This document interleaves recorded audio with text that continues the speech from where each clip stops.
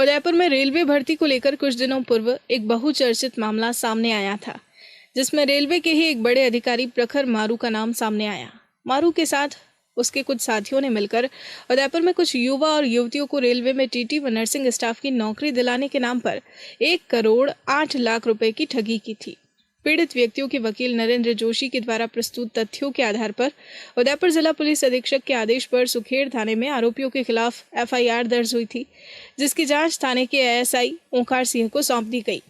लेकिन जांच को ठंडे बस्ते में डाल दिया गया और मामला दर्ज होने के 42 दिन बाद भी पीड़ित न्याय के लिए भटक रहे हैं। रेलवे में नौकरी लगाकर बेरोजगारों से 1 करोड़ 8 लाख रुपए ठगने वाले आरोपी प्रखर मारू का मामला दर्ज होने के 42 दिन बाद पीड़ितों ने एडवोकेट नरेंद्र जोशी के जरिए जिला पुलिस अधीक्षक, पुलिस उपाधीक्षक, जिला कलेक्टर और मुख्यमंत्री के नाम ज्ञापन सौंपकर न्याय दिलाने की मांग की। अधिवक्ता जोशी का कहना है कि सभी तरह के प्रमाण देने के बाद भी अभी तक सुखेड़ थाने के एएसआई ओकार सिंह द्वारा आरोपियों की गिरफ्तारी नहीं की गई। उल्टा आरोपियों को बचने का पूरा समय दिया जा रहा है। जोशी ने बताया कि प्रखर मारू और उसके साथी उसके वकील और पुलिस विभाग से पूरी तरह से संपर्क में है। केस दर्ज किए 42 दिन हो चुके हैं, लेकिन अभी तक किसी भी प्रकार की कार्रवाई नहीं की गई। यहाँ तक कि ओकार सिंह सही कार्रवाई करने की बजाय पीड़ितों को ही फोन कर धमका रहा है और यह तक कह रहा है कि तुमने पैसे दिए ही क्यों? तुम खुद इस चीज के गुनहगार हो और ज्यादा करोगे तो सभी को जेल में डाल देंगे और उल्टा तुम ही पर केस चलेगा।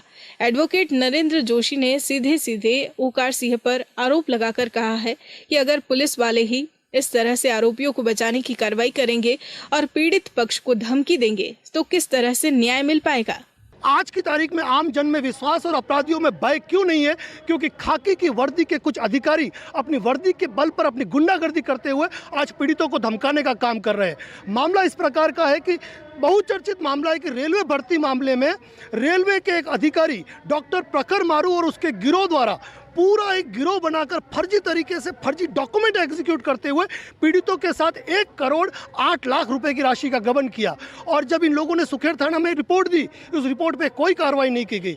जब संपूर्ण दस्तावेजी साक्ष्य के आधार पर सभी पीड़ित जिला पुलिस अधीक्षक के यहाँ पहुंचे तो पुलिस अधीक्षक महोदय ने मामले की गंभीरता को लेते हुए तुरंत एफआईआर दर्ज करने के आदेश 25/10/2021 को दिए। आज 45 दिन बीत जाने के बाद सभी पीड़ित प्रार्थीगण के बयान हो चुके हैं और सभी के बयान होने के बाद सभी दस्तावेजी साक्ष्यों से प्रमाणित है कि रेलवे की फर्जी सीलें इस्तेमाल हुई है, फर्जी डॉक्यूमेंट एग्जीक्यूट किए गए हैं। लेकिन जो अनुसंधान अधिकारी है एएसआई ओकार सिंह, आज मैं उनका नाम लेते हुए उनके खुले आरोप लगाता हूं कि उन्होंने आरोपियों के साथ मिलीभगत करके इन पीड़ितों को डराने का प्रयास किया जा रहा है। पीड़ितों को बुलाया जाता है, थाने बैठाया जाता है और कहा जाता है कि गलती तुम्हारी है, पैसा तुमने दिया है, तुम जेल जाओगे, तुम्हारे खिलाफ मैं कार्रवाई करूंगा। दुख की बात यह होती है कि चलो इन्होंने पैसा दिया, ये पीड़ित है, इन्होंने पैसा लगाया है, लेकिन सबसे बड़ा बात आपको इन पीड़ितों का दर्द नजर नहीं आता है। आपने कितनी मलाई खा ली है। मैं खुले रूप से आज पुलिस प्रशासन के इस अधिकारी पर यह आरोप लगाता हूं कि क्यों जब किसी मामले के अंदर संगीन मामलों में एफआईआर दर्ज है,